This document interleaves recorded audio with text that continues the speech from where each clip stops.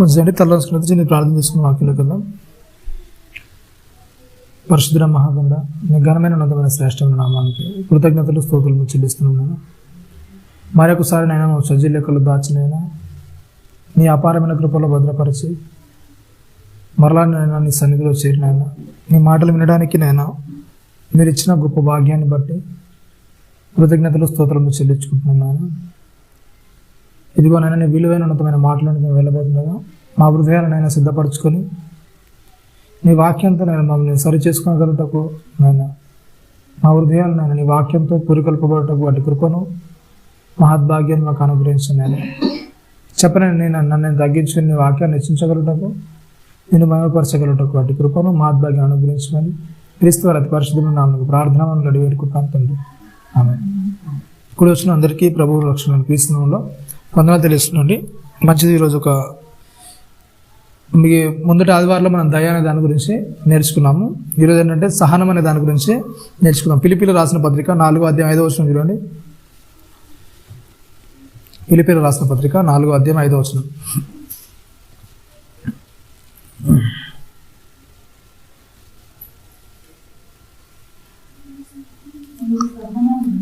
ఏంటంటే మీ సహనమును సకల జనులకు తెలియబడనీయుడే ప్రభువు సమీపముగా ఉన్నాడు.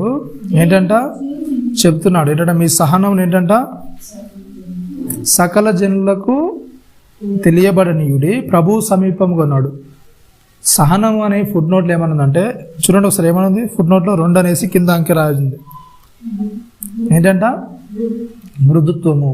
అంటే ప్రతి వ్యక్తి కూడా ఏంటంటే చెప్పండి మృదువుగా, అంటే వాళ్ళతో ప్రవర్తించే విధానం ఎలా ఉండాలి చెప్పండి. కఠినంగా కాకుండా మృదువుగా ప్రవర్తించడం అనేది ఏం చేయాలంట మీ సహనమును ఒకరి దగ్గరనే కాదు ఏంటంట సకల జనుల ఎదుట ఏం చేసుకోవాలంట అలా మృదువుగా ఉండడం అనేది ఏం చేయాలి, ఆ జనులకు ఏం చేయాలంట తెలియాలి. అంటే ప్రతి వ్యక్తి కూడా ఏం చేయాలి చెప్పండి, ఆ మన యొక్క సహనం అనేది మన మృదుత్వం అనేది అవతల వ్యక్తికి ఏం చేయాలి తెలిసేలా మన భక్తి ప్రవర్తన అనేది ఉండాలి. అవతల వాళ్ళని చూస్తే ఇంత మృదువుగా ఉంటాడు, ఇంత సాత్వికంగా ఉంటాడు, లేకుంటే అంత సహనశీలి అనే విషయాన్ని మనం చూస్తాం. నేను మొన్న మధ్యనే మా మేనత్ అనేది చనిపోయినప్పుడు మేము వెళ్ళాం ఊరికి వెళ్ళినప్పుడు ఫ్లెక్స్ వేసి దానిలో వేశారనమాట.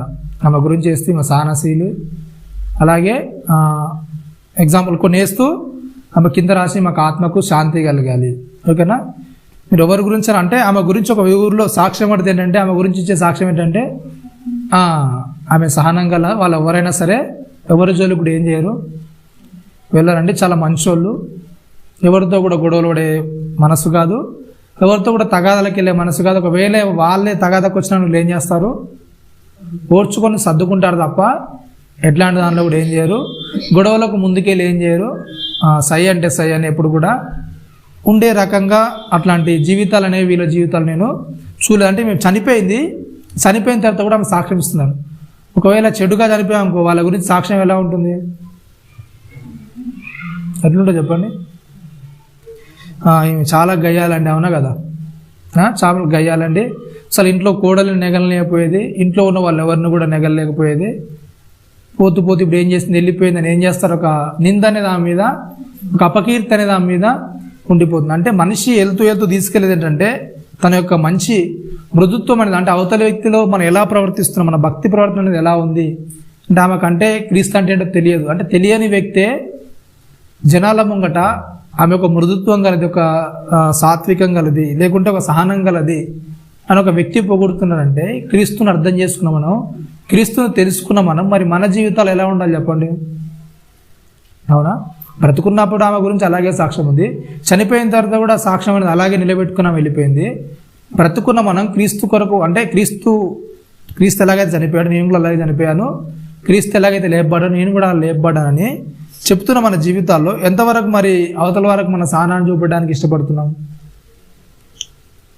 ఎంతవరకు సహనంగా ఉండడానికి మన ప్రయత్నం అనేది కొనసాగుతుంది. సహనం అని అక్కడ రాయబడింది ఏంటంట ఏమనుంది చెప్పండి, మృదువుగా. అంటే అవతలతో ప్రవర్తించే మాట కానీ లేకుంటే అవతలతో మనం బిహేవియర్ చేసే విధానం కానీ ఎలా ఉండాలి చెప్పండి, మృదువుగా ఉండాలి. మృదువుగా అంటే అవతలలో ఎప్పుడు కూడా ఇబ్బంది పడే విధంగా ఎప్పుడు కూడా మన ప్రవర్తన కానీ మన మాట కానీ మన యొక్క క్రియలు కానీ ఎప్పుడు కూడా ఏం చేయాలి చెప్పండి, అవతలోరు నొప్పించే విధంగా మన యొక్క ప్రవర్తన అనేది అవతలోరికి చూపించే విధంగా ఉండదు. ఓకేనా? రైట్. అసలు బైబుల్ అసలు దీని గురించి ఏం మాట్లాడుతుంది చూడండి ఒకసారి. ప్రకటన గ్రంథము 1:9 చూడండి. ప్రకటన 1:9.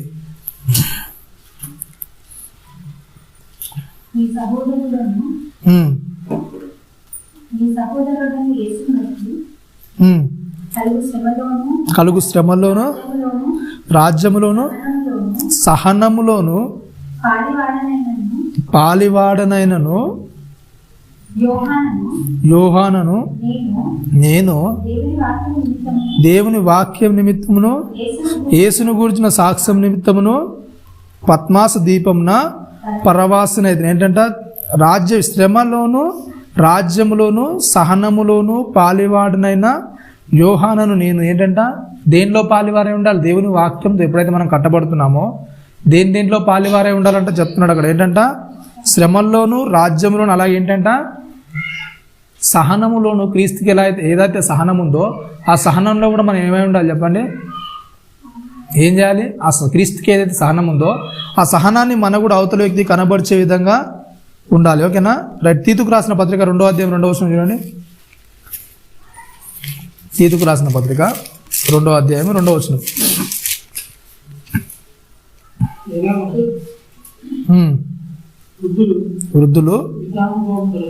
వృద్ధులు మితానుభవం గలవారును మాన్యులను స్వస్థ బుద్ధి గలవారును విశ్వాస ప్రేమ సహనముల యందు లోపము లేని వారై ఉండవలననియు అలాగుననే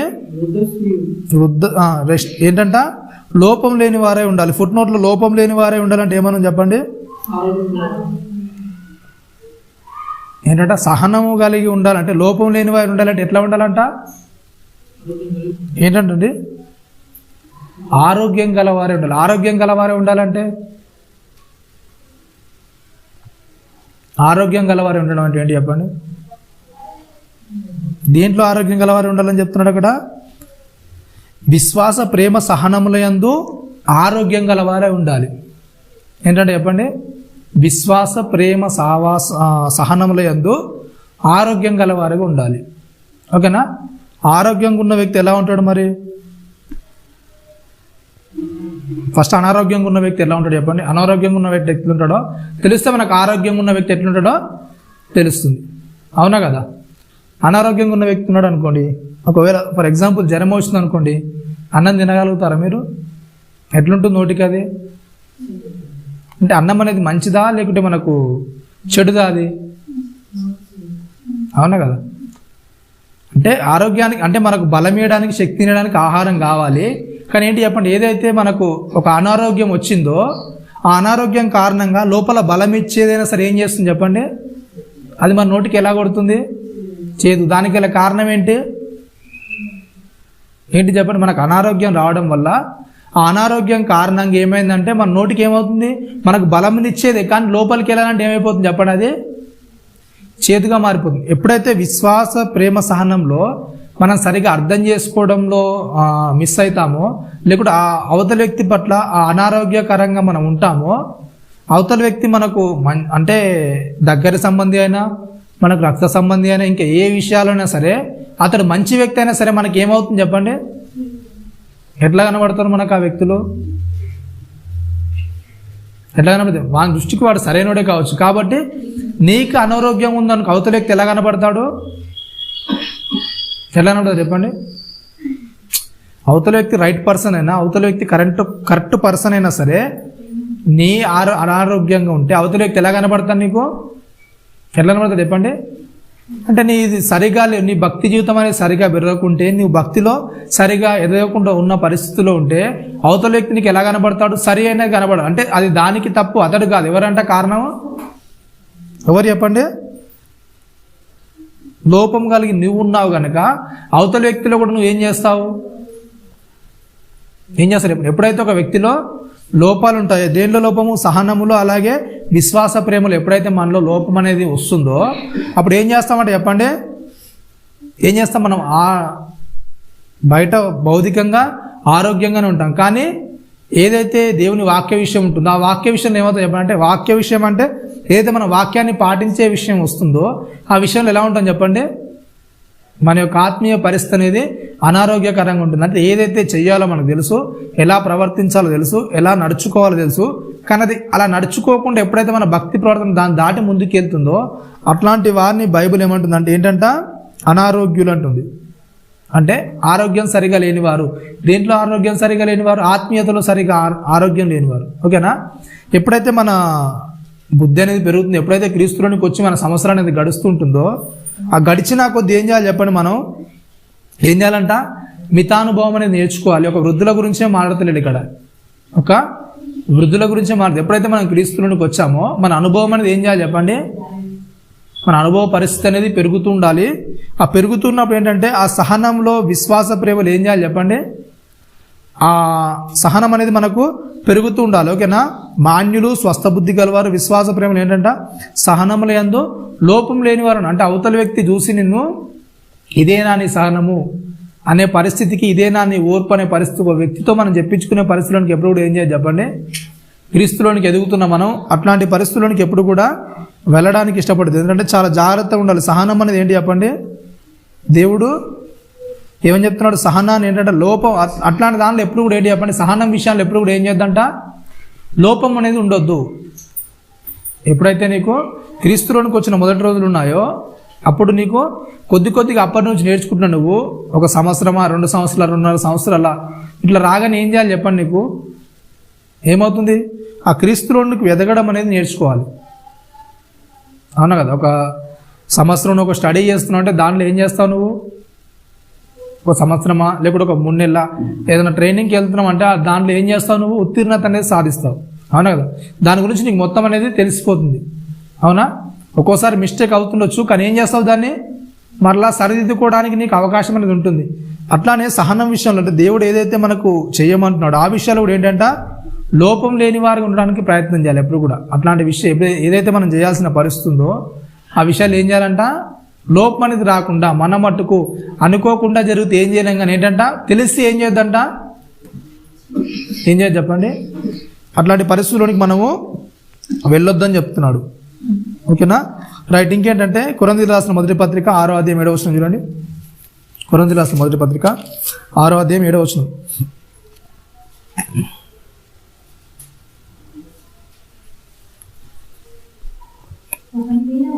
ఏంటంట, ఒకని మీద ఒకడు వాజ్యమారుట మీలో ఇప్పటికే కేవలం లోపము, అంతకంటే అన్యాయము సహించుట మేలు కదా, దానికంటే మీ సొత్తులు నపహరించుట మేలు కదా. అయితే మీరే అన్యాయం చేయుచున్నారు, అపహరించుచున్నారు, మీ సహోదరులకే ఈలాగు చేయుచున్నారు. ఏంటంటే చెప్పండి, ఏమని చెప్తున్నాండి, ఈ సహనాలు, ఈ ఓర్పు అనేది ఎక్కడి నుంచి స్టార్ట్ అవుతుందని చెప్తున్నాడు. అంటే చెప్తున్నాడు అపోస్తలుడైన పౌలు గారు, ఒకని మీద ఒకడు వ్యాజ్యమాడుట ఇప్పుడే మీలో ఉన్న ఏంటంట, ఇప్పటికే ఉన్న కేవలం లోపము. ఓకేనా? ఈ సహనం చూపించాల్సిన పరిస్థితి ఎప్పుడు వస్తుందంటే, ఒక కుటుంబం అంటూ ఉంటే ఆ కుటుంబంలో 4 అన్నదమ్ముల లేకుంటే ఇంకేదైనా సంథింగ్ ఎంతమంది ఉన్నారో వాళ్ళ మధ్యలో ఏం చేయాలంటే చెప్పండి, ఒకరంటే ఒక మాట అన్నప్పుడు సహించుకొని తగ్గించగలిగే పరిస్థితుల్లోనికి ఎప్పుడైతే రాడో ఆ రాని వ్యక్తి ఏం చేస్తాడంటే ఆ వ్యక్తుల మీద ఏం చేస్తాడు చెప్పండి, ఒక వ్యాజ్యం అనేది చెప్తా. అంటే ఆ వ్యక్తి మీద ఇగో ఈ వ్యక్తి ఇలా చేస్తున్నాడని ఏం చేస్తాడు చెప్పండి, ఏం చేస్తాడు, అవతల వ్యక్తికి చెప్పడం అనేది ప్రారంభిస్తాడు. అవునా కదా? ఏం చేస్తాడంట, ఒకరి మీద ఒకడు వ్యాజ్యమట మీలో ఇప్పటికేంటంట కేవలం లోపం. ఏం చేస్తాడు, ఈ వ్యక్తి ఇలా పలానా తప్పు చేస్తున్నాడు, లేకుంటే నా మాటినట్లేదు, ఇలా చేస్తున్నాడు అని ఏం చేస్తాడు చెప్పండి, వ్యాజ్యం చేస్తాడు. వ్యాజ్యం అంటే గొడవకు దిగడానికి ప్రయత్నం చేస్తాడు అనమాట. అవునా కదా? ఎప్పుడైతే ఒక వ్యక్తికి సహనం అనేది ఉండదో ఆ వ్యక్తి ఏం చేస్తాడంట, వ్యాజ్యం చేస్తాడు. ఆ వ్యాజ్యం ఏంటంటే ఎవరి మీద అంటే ఎవరో బయటల మీద కాదు, ఎవరి మీద చెప్పండి, ఎవరి మీద చేస్తారు, ఇంట్లో ఉన్న వాళ్ళ మీదనే చేస్తారంట. ఫస్ట్కి ఏంటంట ఇంట్లో ఉన్నదాన్ని ఎప్పుడైతే మనం సరి చేసుకుంటామో, ఇంట్లో ఉన్నదాన్ని ఎప్పుడైతే పరిస్థితులు మనం చక్కబెట్టుకోగలుగుతామో, బయట పరిస్థితులు ఏం చేస్తాయి, మనకు ఏం చేస్తాయి చెప్పండి, బయట పరిస్థితుల్లో కూడా మనం దాన్ని తట్టుకోగలుగుతాం. ఎప్పుడైతే ఇంట్లో పరిస్థితుల్లో మనం సరిగా ఉండమో బయట పరిస్థితుల్లో కూడా ఏం చేయలేము, మనం దాన్ని జయించలేము.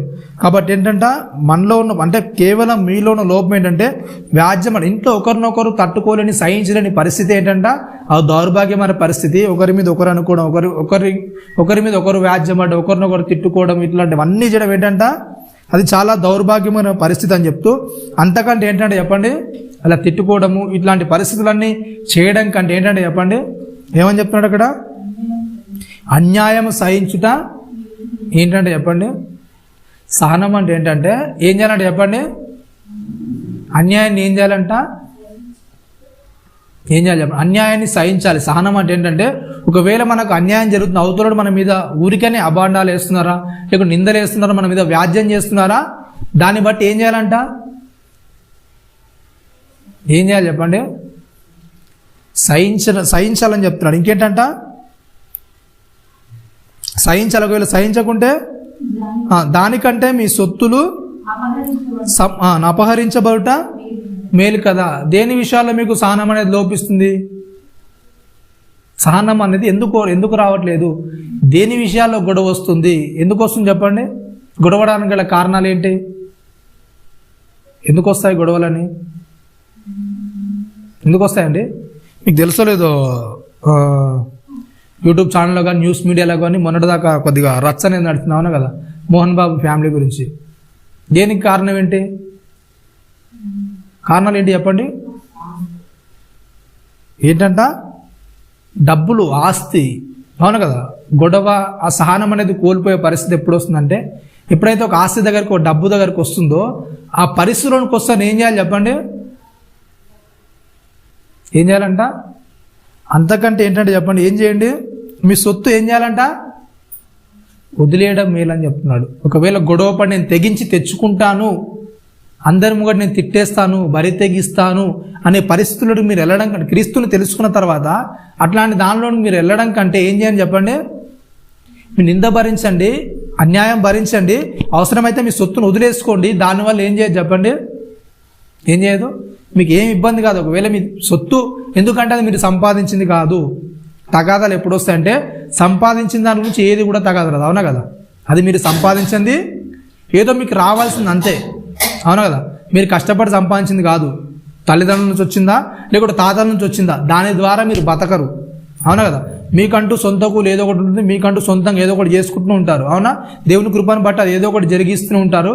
దాన్ని బట్టి మీరు దేవుని నుంచి ఏం చేయొద్దు, దూరంగా వద్దు, అవునా కదా. చాలా పరిస్థితులు ఏం చేస్తారంటే అది ఉంటేనే మేము బ్రతికేస్తాం, దాని ఇన్ని రోజులు దాని మీదనే పడి బ్రతికినట్టు, అదే ఇస్తేనే ఏదో తిన్నట్టు ఏం చేస్తారు చెప్పండి, చిన్న చిన్న దానికి గొడవలు పెట్టుకుని, తగాదాలు పెట్టుకుని, వాద్యాలు పెట్టుకుని రోడ్ల మీదకి వచ్చేసి ఏంటంట, సరే ఎవరో బయటలతోనంటే గొడవ వదిలేసేయండి, ఏంటంట ఇంట్లో ఉన్న నలుగురు ఏం చేస్తారు చెప్పండి, ఏం చేస్తారంట రోడ్డు మీదకి వచ్చి తన్నుకునే పరిస్థితిలోనికి వెళ్ళిపోతారు. ఏంటంటే చిన్న చిన్న కారణాల వల్ల. అసలు ఏది మీ సహనము, ఏది మీ ఓర్పు, అవునా కదా. దానికంటే ఏం చేయండి, మీరు అన్యాయాన్ని భరించండి. మీకు ఒకవేళ మీ సొత్తు దోసుకుని పోతుంటే అది బయటోడు కాదు, ఎవరు బయటలో చోరు తీసుకుంటారు చెప్పండి సొత్తు, అవునా కదా. ఒక ఆస్తి ఉంది అనుకోండి, తండ్రికి కానీ తల్లికి కానీ ఒక ఆస్తి ఉంటే దాన్ని బయటోడు చేంజ్ చేయడు చెప్పండి, బయటోడు వచ్చి తీసుకోవడానికి హక్కు ఉంటుందా, మరి ఎవరు తీసుకుంటారు, ఎవరు తీసుకుంటారు, మీ అన్నో తమ్ముడో చెల్లో అక్క, అవునా, వాళ్ళే తీసుకుంటారు, వాళ్ళకే హక్కు ఉంటుంది, బయటోళ్ళు ఎవరో తీసుకోరు. తీసుకుంది ఎవరు మరి, అవును మనోళ్ళే తీసుకున్నాడు, మరి మనకెందుకు అంత నొప్పి, అంత బాధ ఎందుకు, అవునా కదా, అవునా కదా. చిన్నప్పటి నుంచి ఏం చేస్తారు, చిన్నగా ఉన్నప్పుడు ఏం చేస్తారు చెప్పండి, ఒక ఏజ్ అనేది చిన్నగా ఉన్నప్పుడు జ్ఞానం అనేది అంత పెద్దగా లేనప్పుడు, భవిష్యత్తు గురించి పెద్దగా ఆలోచన లేనప్పుడు ఎలా ఉంటారు చెప్పండి, ఒక తల్లిదండ్రులు కానీ లేకపోతే అక్క చెల్లెలు కానీ ఎలా ఉంటారు చెప్పండి, అవునా కదా. ఒకరి దగ్గర ఏమైనా లేదంటే ఏం చేస్తారు, ఇచ్చేస్తారు, అవునా కదా. ఎందుకు, అది తండ్రి తెచ్చింది, నాది కాదు, నేను కష్టపడి సంపాదించలేదు, తండ్రి ఒకరికి ఇచ్చారనుకో, ఒకటి అయిపోయింది దానికి ఏం చేస్తారు చెప్పండి, వాళ్ళ దగ్గర ఉన్నది ఏం చేస్తారు, ప్రేమతో ఇచ్చేస్తారు, అవునా. ఎందుకంటే మా అక్క లేకుంటే నా చెల్లె, నా తమ్ముడా, నా అన్న ఏం చేస్తారు చెప్పండి, ప్రేమని ఇస్తారు. దాంట్లో ఎలాంటి తగదపడరు. ఒకవేళ తమ్ముడు చిన్నోడు ఏడుస్తున్నారు అనుకోండి, నీ దగ్గర ఉంది అతని దగ్గర లేదని ఏడుస్తూ ఏం చేస్తారు, అవునా కదా. ఎట్లా ఇస్తారు, గునుక్కుంటూ సనుక్కుంటూ ఇస్తారా, ఏం చేస్తారు చెప్పండి, ఆనందంగా. ఎందుకు అంటే నేను దీన్ని వాడుకోవడం వల్ల ఆడు ఏం చేస్తాడు, ఏడుస్తాడు, బాధపడతాడు, వాడిని నేను ఏడిపేయాలని ఏం చేస్తారు చెప్పండి, వాన్ ఆనందం చూడడానికి ఏం చేస్తారు? వదిలేస్తారు. అవునా? ఇదే పరిస్థితి కొద్దిగా పెద్దగైన తర్వాత, అవునా కదా, ఒక ఏదైనా చిన్న గొడవ వస్తాను ఏం చేస్తారు? ఎందుకు దాన్ని బిగబట్టలేకపోతారు? ఎందుకు దాన్ని ఓర్చుకోలేకపోతారు? ఎప్పుడైతే మన వయసులు పెరుగుతున్నాయో, మన బుద్ధి అనేది పెరుగుతుందో, బుద్ధి అనేది పెరిగినాక అంతకంటే ఏం చేయాలి చెప్పండి? ఏం చేయాలి? మెచ్యూర్గా ఆలోచించాలి. అవునా? మనం పెరుగుతున్నామంటే మన జ్ఞానం కూడా పెరుగుతుంది, మన బుద్ధి కూడా పెరుగుతుంది, మన ఆలోచనలు కూడా పెరుగుతాయి. అవునా కదా? ఇట్లాంటి అన్ని పరిస్థితులు పెరిగినప్పుడు పెద్ద అయిన తర్వాత కూడా మరలా ఇలా అంటే నాకు అది ఉంటేనే బ్రతుకుతాను, అది వస్తేనే బ్రతుకుతాను, అలాంటి థాట్లోనికి ఎందుకు వెళ్ళిపోతాడు మనిషి? అవునా కదా? చిన్నదాని గురించి గొడవలు అసలు ఎందుకు పెట్టుకుంటారని చెప్తున్నాడు. అలాంటి వ్యాధ్యం అసలు అట్లాంటి ఆలోచన అనేది రావడమే మీకు పెద్ద తప్పు. అది కాకుండా ఏం చేయండి చెప్పండి? అవసరమైతే మీరు వదిలేసుకోండి. ఇంకేం చేయమంటున్నాడు? మీ సొత్తుని ఏం చేయండి? ఇచ్చేసేయండి అని చెప్తున్నాడు. అని చెప్తూ 8వ వచనంలో చెప్తున్నాడు. వాక్యం తెలిసిన వాళ్ళ గురించి మారుతూ చెప్తున్నాడు. ఏంటంట? చూడండి 6:8లో చెప్తున్నాడు. అయితే మీరే అన్యాయం చేయుచున్నారు, అపహరించుచున్నారు, మీ సహోదరులకే ఇలాగ చేసిన. ఏంటంటే చెప్పండి? బయట ఊనుకో కాదు. ఏంటంట? మీ సహోదరులనే మీరు సహిస్తలేరు, మీ ఇంట్లోనే మీరు సహిస్తలేరు, మీ ఇంట్లోతోనే మీరు ఏం చేయట్లేదు? సహనం కలిగి ఉండట్లేదు. మీ ఇంట్లోతోనే ఇలా ఉంటే బయట పరిస్థితులు ఏంటి అసలు? బయట వాళ్ళతో ఎలా ఉంటారు? అవునా కదా? ఇంట్లోతోనే ఇలాంటి పరిస్థితి ఉంటే, మీలో ఇంత దాచుకొని ఉంటే బయట వాళ్ళతో ఎలా ప్రవర్తిస్తారు? ఇక ఇంట్లోనే మీరు ఓర్చుకోలేకపోతే బయట వాళ్ళని ఓర్చుకోగలుగుతారు చెప్పండి? అవునా? బయట వాళ్ళతో ఓర్చుకునే పరిస్థితులనే ఉంటాయా మన సహనంలో? ఉంటాయా? ఉండవండి. ఇంట్లోనే ఒక్కరితోనే ఓర్చుకోకుంటే బయట వాళ్ళతో ఓర్చుకోగలుగుతామా చెప్పండి? కాబట్టి ఏం చేయాలి? ఆ విషయాల్లో జాగ్రత్తగా ఉండాలి. ఎందుకంటే కొరింథీయులకు రాసిన పత్రికలు చెప్తున్నాడు. మొదటి కొరింథీ చూడండి ఒకసారి 10:13 ఒకసారి చూడండి. ఇందులోనే సాధారణముగా మనుష్యులకు కలుగు శోధన తప్ప మరి ఏదియు మీకు సంభవింపలేదు. దేవుడు నమ్మదగినవాడు, మీరు సహింపగలిగిన అంతటి కంటే ఎక్కువగా ఆయన మిమ్మును శోధింపబడనీయుడు. అంతేకాదు సహింపగలుగుటకు ఆయన శోధనతో కూడా తప్పించుకున్న మార్గమును కలుగజేయును. ఏంటంటే చెప్పండి? ఏం చేస్తారంట? వాక్యం మనకి ఇస్తుంది ఏంటంటే చెప్పండి? ఏమని చెప్తుండే అక్కడ? సాధారణంగా మనుషులకు కలిగే శోధన తప్ప మీకు ఏది కూడా ఏం చేయదు చెప్పండి? అంతకంటే పెద్ద భారం, అంతకంటే పెద్ద బండి ఏదో వచ్చి మీ మీద పడదు. మనిషి ఎంతవరకు అయితే తట్టుకుంటాడో, నీకున్న కెపాసిటీ ఎంతనో అంతకంటే ఎక్కువ ఏం చేయడు దేవుడు? ఇవ్వడు, పంపించాడు. అంతకంటే ఎక్కువ శోధన నీకు పంపించాడు, అంతకంటే ఎక్కువ ప్రెజర్ అనేది నీకు గురి చేయడు దేవుడు. కానీ ఆ లోపు ఏం చేస్తాడంటే మనిషి ఏం చేస్తాడు? తన సహనాన్ని, తన ఓర్పును కోల్పోవడానికి ప్రయత్నం చేస్తాడు. కానీ దేవుని వాక్యం సెలవిస్తుంది ఏంటంటే చెప్పండి? నీకు ఎక్కువ ఇయ్యడు. అసలు నీకు ఎంత కావాలో అంతవరకు ఇస్తాడు. నువ్వు ఎంత తట్టుకుంటావో అంతవరకు ఇస్తాడు. కానీ ఆ లోపల మనిషి ఏం చేస్తాడు? తన సహనాన్ని కోల్పోతాడు. కాబట్టి ఆ విషయాలు చెప్తున్నాడు. ఏంటంట? దేవుడు నమ్మదగిన వాడు, మీరు సహింపగలిగిన అంతటి కంటే ఎక్కువ ఆయన మిమ్మల్ని శోధింపనీయుడు. అంతేకాదు సహింపగలుగుటకు ఆయన శోధనతో కూడా తప్పించుకున్న మార్గాన్ని ఏం చేస్తాడంట? నీకు ఏం చేస్తాడు? ఎప్పుడైతే మనం దేవుని మీద భారం వేస్తాం, ఎప్పుడైతే దేవుని కొరకు మనం ఎదురు చూస్తాం, ఏం చేస్తాడంట దేవుడు? ఏం చేస్తాడు చెప్పండి? ఆ శోధనే కాదు, శోధనతో పాటు ఏం చేస్తాడు చెప్పండి? తప్పించుకునే మార్గాన్ని ఇస్తాడు. అవునా? తాళం చేయి తయారు చేసేవాడు తాళం ఒకటే చేస్తాడా? దానికి కీ కూడా తయారు చేస్తాడా? ఏం చేస్తాడు చెప్పండి? కీ లేనిది తాళం ఎందుకు? అవునా కదా? కీ ఓపెన్ చేయడానికి రాంది, తాళం ఒకటి ఉంటే ఏం ప్రయోజనం చెప్పండి? దానికి కంపల్సరీగా ఏముంటుంది చెప్పండి? కీ అనేది ఉంటుంది. అవునా? కీ ఉంటేనే ఏం చేస్తుంది? దానికి తాళం అనేది ఏముంటుంది? అర్థం అనేది ఉంటుంది. అలాగే ఒక శోధన అనేది మనకు వస్తుందంటే దాన్ని తప్పించుకోవడానికి ఏముంటుంది చెప్పండి? కంపల్సరీగా దేవుడు ఒక మార్గాన్ని ఇస్తాడు. ఆ మార్గంలో వెళ్ళడానికి ఏం చేయాలి? మనం ప్రయత్నం చేయాలి. ప్రతి విషయాలు ఏంటంటే సహనం కలిగి ఉండడానికి మనం ఎప్పుడు కూడా ఏం చేయాలి? మనము ముందుకుంటూ ఉండాలి. ఓకేనా? కొరింథీయులకు రాసిన మొదటి పత్రిక 13:4 చూడండి.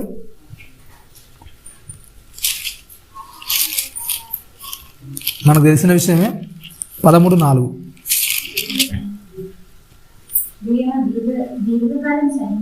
ఏంటంట? ప్రేమ దీర్ఘకాలం సహించును, దయ చూపించును. చెప్పండి? ప్రతి విషయాల్లో కొన్ని విషయాలని చెప్తున్నాడు. ఏంటంట?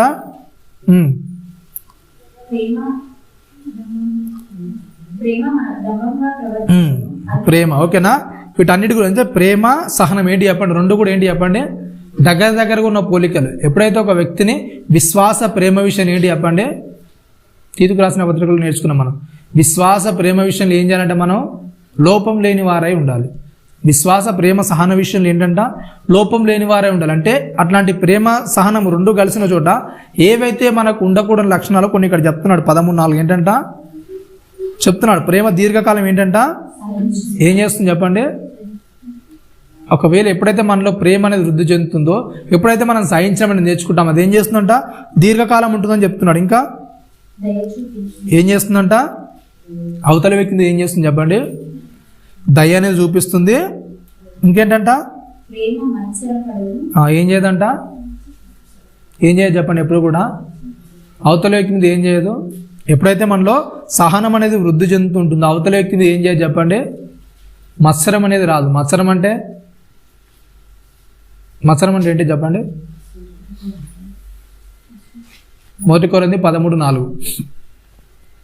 మత్సరం అంటే అవతల వ్యక్తిని ఎప్పుడు కూడా ఓర్వలేని తత్వం. ఓకేనా? అట్లాంటిది ఎప్పుడు కూడా ఏం చేయదు చెప్పండి, ఓర్వలేని తత్వం అనేది రాదు. ఎప్పుడైతే మనలో సహనము ఆ ప్రేమ అనేది రెండు కలిసి ఉంటాయో అవతల వ్యక్తి మనం ఏం చేస్తాం చెప్పండి, ఓర్వ లేకుండా ఎప్పుడు కూడా ఉండవు. అవును కదా? చాలా వ్యక్తుల్లో కానీ లేకుంటే క్రైస్తవులను చెప్పుకునే వాళ్ళు కానీ ఎక్కువగా ఉండే శాతం ఏంటంటే ఏంటి చెప్పండి, ఏముంటుంది, మత్సరం అనేది ఉంటుంది. అవునా? మత్సరం ఏం చేస్తుంది అంటే ఎముకలకి ఏం చేస్తుంది, అది కుళ్ళు. అవునా కదా? ఈ ఎముకల కుళ్ళు వాళ్ళు ఏం చేస్తుంది, ఆ మత్సరంతో ఏం చేస్తారు చెప్పండి, అవతల వ్యక్తికి ఉన్నదేది కూడా ఇతనికి నచ్చదు, అవతల వ్యక్తికి వచ్చేది కూడా ఏం చేయదు చెప్పండి, వీళ్ళకు నచ్చదు. అట్లాంటి పరిస్థితుల్లోకి ఎప్పుడైతే మనం వెళ్తూ ఉంటాం ఏం చేస్తాం చెప్పండి, మనం చాలా మన జీవితాలు అనేవి చాలా ఎడబాటుగా దేవునికి జరుగుతూ ఉంటాయి. ఓకేనా? నెక్స్ట్ ఇంకేంటంట, మత్సరపడదు, ఏం చేయదంట, డంబంగా ప్రవర్తించదు. ఏం చేయదు చెప్పండి. ఎప్పుడైతే మనం చాలా జాగ్రత్తగా ఉంటామో అవతల వ్యక్తులు ఏం చేయని చెప్పండి, మన దర్పాన్ని మన డంబాన్ని అవతల వారికి చూపించాలని ఎప్పుడు కూడా మనం ఏం చేయము, చెయ్యము. అంటే ఇంకేంటి, ఏం చేయదు చెప్పండి, అది ఉప్పొంగదు, అమర్యాదగా నడవదు, స్వప్రయోజనం ఏంటంట విచారించుకున్నది. ఏం చేయదు చెప్పండి, ఎప్పుడు కూడా ఏం చేయదు, స్వప్రయోజనం విచారించుకున్నదు. సహనం ఏం చేస్తుంది చెప్పండి, ఏం చేయదు, స్వప్రయోజనం విచారించుకున్నది సహనం అనేది. అంటే ఒకవేళ ఇప్పుడు దాకా పౌలు గారు చెప్పినట్టు ఏంటంటే చెప్పండి, అన్యాయం సహించుడు ఏంటి చెప్పండి, మేలు. ఒకవేళ సహించాల్సి వస్తే, భరించాల్సి వస్తే మీరు అన్యాయాన్ని సహించండి, మీ సొత్తుని ఇంకేం చేయండి, వదిలేసేయండి అని చెప్తున్నాడు. ఓకేనా? అయితే సహనం విషయంలో అది చెప్తూ ఏంటంటే ఇక్కడ చెప్తున్నాడు ఏంటంటే ఎప్పుడు కూడా ఏం చేయదంట, అది స్వప్రయోజనాన్ని ఆశించాడు. ఒకవేళ దాన్ని వదిలేస్తే, దాన్ని తీసేస్తే నా పరిస్థితి ఏంటి, దానివల్ల నేను కొద్దిగా కూర్చుకోవచ్చుగా, సమకూర్చుకోవచ్చు, అట్లాంటి విషయాలన్నీ కూడా ఏం చేయదంట, ఏం చేయదు, దాని గురించి ఆలోచన. అంటే ముందు నెక్స్ట్ ఫ్యూచర్ గురించి ఏం చేయదంట, అదే ఆలోచించదు. ఓకేనా? దాని గురించి ఆలోచించదు. ఎందుకంటే దేవుడు ఏం చేస్తాడు చెప్పండి,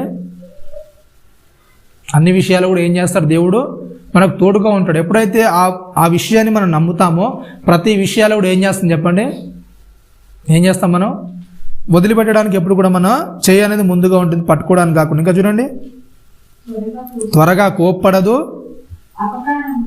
ఏం చేయదంట చెప్పండి, సహనం ఏం చేయదంట, ఏం చేయదండి, త్వరగా కోప్పడదు. ఏ విషయాలైనా సరే ఏం చేయదు చెప్పండి. ఎప్పుడైతే ఒక వ్యక్తిలో ఆ సహనం అనేది పెరుగుతుంటుందో ఆ సహనం అనేది పెరిగే వ్యక్తులు ఏం చేయదంట, త్వరగా కోప్పడదు. ఓకేనా? రైట్. ఒకవేళ త్వరగా కోప్పడినా కానీ యాకోబు రాస్తూ చెప్తున్నాడు ఏంటంట, మీ కోపం ఎంతసేపు ఉండాలి, ఎంతసేపు అండి, యాకోబు ఎంతసేపు ఉండాలంట, అంటే ఉదయం నుంచి సాయంత్రం దాకా కోపంతో ఉండాలా, లేకుంటే ఆ లోపల ఏం చేయాలి చెప్పండి, ఏం చేయాలండి, ఏం చేయాలి, ఉదయం నుంచి సాయంత్రం దాకా కోపం పెట్టుకోమనా, లేకుంటే ఆ లోపల యేసుక్రీస్తు వారు చెప్తూ ఏంటంటే నీ ఒకవేళ నీ సహోదరుని మీద నీకు ఇబ్బంది ఏమైనా అనిపిస్తే ఏం చేయాలంట, ఏం చేయాలి చెప్పండి. ఒకవేళ నువ్వు బలిపీఠం దగ్గరకు వస్తే ఏం చేయి, నువ్వు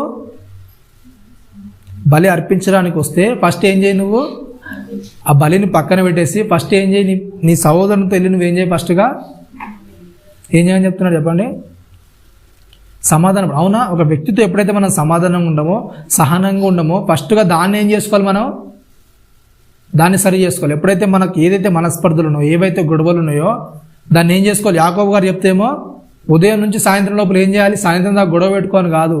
ఒకవేళ మీకు అంత లోపల గొడవ అయితే అప్ప లోపల ఏం చేయాలి, మీరు ఏం చేయాలి, కాంప్రమైజ్ అయిపోవాలి. అవునా, ఎలాంటి గొడవలు అనేది మాకు రావద్దు. నెక్స్ట్ ఏమవుతుందంటే కోపం ఏం చేయదంటే త్వరగా కోప్పడదు. నెక్స్ట్ చెప్తున్నాడు ఏంటంట, ఏం చేయదంటే చెప్పండి, అపకారాన్ని మనసులో ఉంచుకోదు. ఏం చేయదు చెప్పండి, ఏం చేయదంట. ఈ గొడవలు తొందరగా సమసిపోవడానికి, అంటే తొందరగా వాళ్ళు రిలీజ్ అవ్వకపోవడానికి గల కారణం ఏంటంటే, ఏదైనా గొడవ అయినా తగాదైనా కానీ తొందరగా రిలీఫ్ కావడానికి గల కారణం ఏంటంటే, ఎంత తొందరగా ఒప్పుకోరు, సర్ది మనగరు. దానికి గల కారణం ఏంటంట, ఏం చేస్తుంది చెప్పండి, అపకారాన్ని మనసులో ఉంచుకోదు. ఒకవేళ ఎప్పుడైతే నీలో క్రీస్తు ప్రేమ అనేది ప్రవహిస్తూ క్రీస్తు సహనం అనేది నీలో ఎదుగుతుందో ఏం చేయవో చెప్పండి, అపకారం నీలో ఉండదు అనమాట. వాడు నన్ను తిట్టాడు, వాడు నన్ను కొట్టాడు, అవునా కదా. మీకు తెలుసుకోలేదు అపకారం గురించి ఏంటంటే, ఈ అపకారం మనసులో ఉంచుకోవడం ఏంటంటే, ఇప్పుడు దాని గురించి మాట్లాడే ఎప్పుడైనా సరే. అపకారం అంటే ఏంటి చెప్పండి, ఇప్పుడు చేసిన అపకారం కాదు. ఎప్పటి గురించి మాట్లాడతారు అపకారం అంటే, ఎప్పటి నుంచి అండి. ఒకవేళ మీకు ఫస్ట్ ఏదైతే స్టార్ట్ అవుతుందో, ఆ వ్యక్తి నుంచి అపకారం అనేది ఫస్ట్ ఏదైతే స్టార్ట్ అవుతుందో, అది ఒక 10 ఏళ్ళ 20 ఏళ్ళ 30 ఏళ్ళ 40 ఏళ్ళ, ఎప్పుడు ఆ వ్యక్తి నుండి ఫస్ట్ స్టార్ట్ అయిందో నీకు అపకారము, అప్పటి నుంచి ఏం చేస్తారు చెప్పండి, ఏం చేస్తారు, దాని నుంచి ప్రారంభిస్తారు. దాని నుంచి ప్రారంభించేది అంతా కూడా ఏం చేస్తారండి, అదంతా కూడా అలాగే గూడు కట్టుకుని ఉంటారు. అవునా కదా. నిజంగా మనం క్రీస్తు సంబంధం వల్ల లేకుంటే ఇంకా వేరేనా? క్రీస్తు ఏం చెప్తున్నాడు ఏంటంటే, అపకారాన్ని ఏం చేయదంట, మనసులో ఉంచుకోదు, దాన్ని దాచుకోదు. అట్లాంటి పరిస్థితులు అనేవి మీకు రావద్దు అని చెప్తున్నాడు. ఒక వ్యక్తి మీద ఎప్పుడైనా సరే అట్లాంటి సంబంధాలనికి, అంటే ఒక వ్యక్తి మీద తప్పుడుగా చిత్రీకరించుకోవడానికి ఆ వ్యక్తితో ఎప్పుడు కూడా ఏం చేయాలి చెప్పండి, మంచిగా కలిసి ఉండడానికి ప్రయత్నం చేయాలి. కానీ ఆ కోపాన్ని లేకుంటే ఆ యొక్క ఏంటంట అపకారాన్ని ఎప్పుడు కూడా ఏం చేయొద్దు చెప్పండి, మనసులో ఉంచుకొని ఎప్పుడు కూడా దాన్ని మనం దాచుకొని పెట్టుకోవడానికి ఎప్పుడు కూడా ఏం చేయొద్దంట, ప్రయత్నం చేయొద్దు. అవునా కదా. అంటే సరే, యాకోబు చెప్పినట్టే పొద్దు నుంచి సాయంత్రం దాకా ఏం చేయాలి, కోపం అనేది ఏం చేయాలి చెప్పండి, ఏం చేయాలి, వెళ్ళిపోవాలి. అపకారాన్ని మనసులో ఉంచుకోవడం అంటే ఎన్ని రోజుల నుంచి ఉంటుంది మరి, ఎన్ని రోజుల నుంచి ఉంటే అపకారాన్ని మనసులో ఉంచుకున్నట్టు, ఎన్ని రోజుల నుంచి అండి. అపకారాన్ని మనసులో ఉంచుకోవడం అంటే ఎన్ని రోజుల నుంచి ఉంచుకుంటాం అపకారాన్ని మనసులో.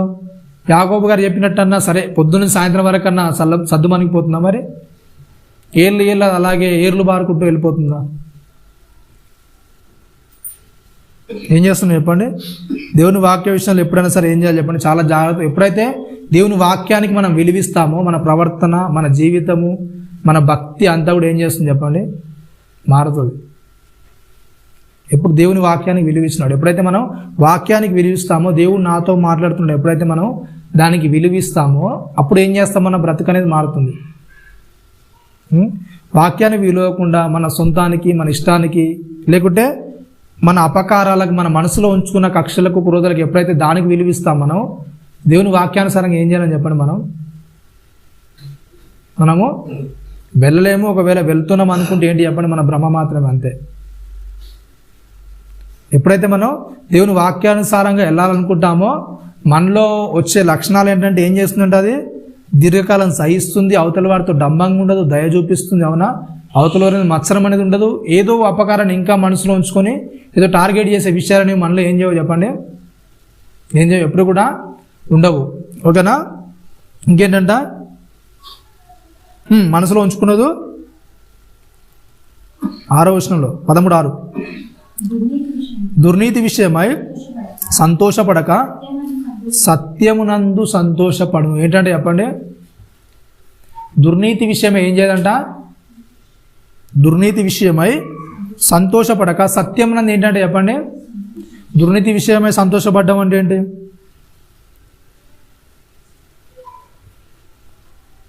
దుర్నీతి విషయమై సంతోషపడ్డం అంటే ఏంటండి, దేవుని నీతి ఏంటి చెప్పండి, అందరితో ఎలా ఉండాలి, సమాధానంగా ఉండాలి, ఓర్పుగా ఉండాలి, సహనం కలిగి ఉండాలి. దుర్నీతి అంటే ఏంటంటే ఎప్పుడైతే మనకు నచ్చని వ్యక్తులు ఉన్నారనుకోండి, మీకు నచ్చని వ్యక్తులు ఉన్నారనుకోండి, ఆ వ్యక్తిని మీరు క్రైస్తవులు కనుక మీరు ఏం చేయలేరు చెప్పండి, కొట్టలేరు, ఏం చేయలేరు అనుకోండి. కానీ అవతలతో కొట్టించినప్పుడు ఏమవుతుంది చెప్పండి, మీరే అవతలకి అన్నీ చెప్పేసి మీరు కొట్టకుండా అవతల వ్యక్తితో కొట్టించారనుకోండి, ఎలా ఉంటుంది అది? అది ఏ నీతి చెప్పండి?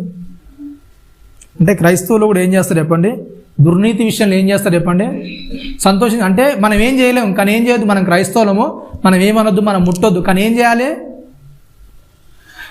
చెప్పండి, అవతలను కొట్టాలి. ఎలా కొట్టాలి? మరి మనం కొట్టొద్దు, మరి ఎవరు కొట్టాలి? అవతల వ్యక్తి కొడితే ఆ కొట్టిన దాన్ని బట్టి ఏం చేయాలి? ఆనందించాలి. అట్లాంటి దాంట్లో ఎప్పుడు కూడా మనం వెళ్ళడానికి ఇష్టపడుతుంది. ఏంటంటే దుర్నీతి విషయంలో ఏం చేయదంటే ఎప్పుడు కూడా ఏం చేయదు, అలాంటి క్రిమినల్ మైండ్కి ఎప్పుడు కూడా ఆలోచించకుండా ఏం చేస్తుందంట, సత్యమందు సంతోషిస్తుందంట.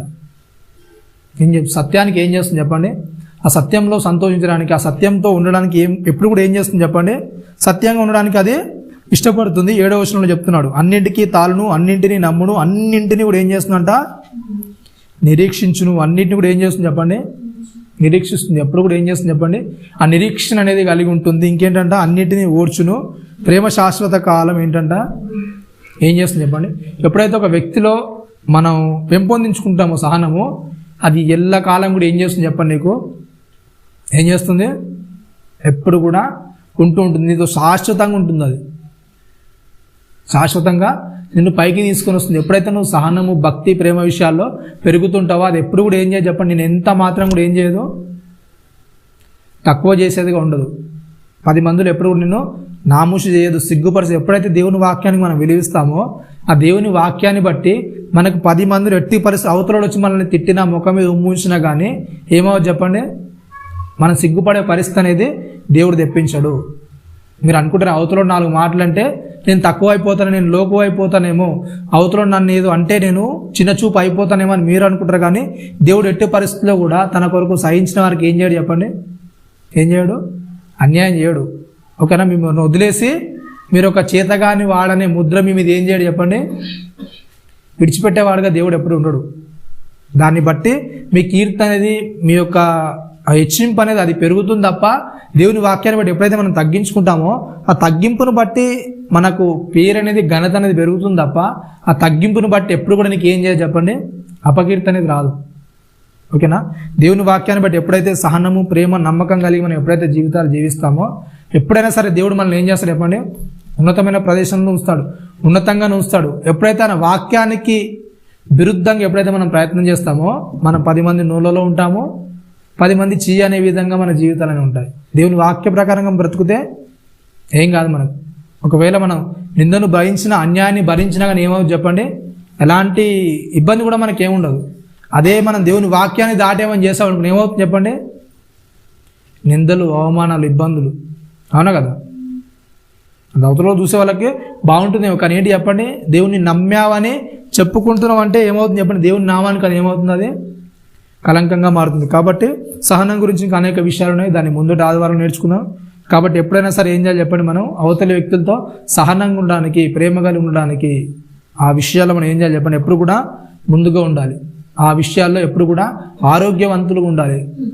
ఓకేనా? అట్లాంటి వారికి ఉండాలని కోరుకుంటూ ఈ చిన్న మాటలు ముగిస్తుంది. తల వంచుకొని ప్రార్థించుకుందాం.